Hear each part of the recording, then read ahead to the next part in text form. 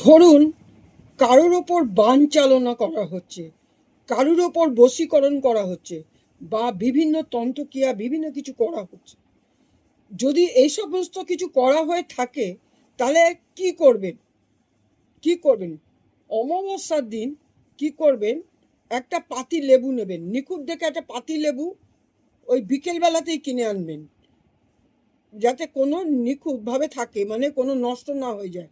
বিকেলবেলাতেই কিনে আনবেন, এনে কি করবেন, ওটা চার ভাগ করবেন।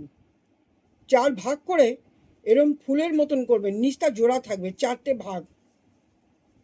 ভাগ থাকবে, এরম এরম চারটে ভাগ থাকবে, এরমভাবে থাকবে। এরপরে এর মধ্যে একটু কর্পূর দেবেন, কর্পূর আর একটু কালো তিল এর মধ্যে দেবেন।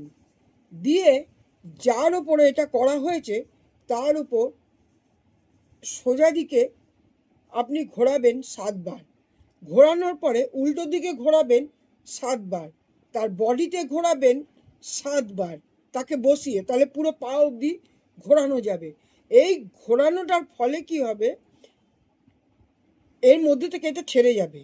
এবারে সে তো পারবে না নিয়ে যেতে, অন্য কেউ ওইটা 3 মাথার মোড়ে, 4 মাথার মোড় না, এটা 3 মাথার মোড়ে মিডিলে নিয়ে গিয়ে ওটা পোড়াতে হবে। এটা রাত্রিবেলা করলেও ভালো হয়।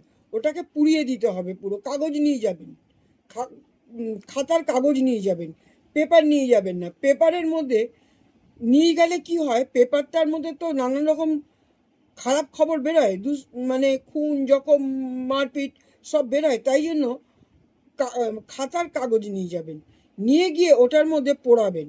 পোড়ালে পরে এটা 3টি মাসে 3বার করুন, যার মধ্যে হচ্ছে প্রথমবারে কমে যাবে, দ্বিতীয়বারে আরও কমবে, তৃতীয়বারে একদম শেষ হয়ে যাবে। এটা করলে যার মধ্যে এই ক্রিয়াকলাপ হচ্ছে কিচ্ছু থাকবে না, সব শেষ হয়ে যাবে।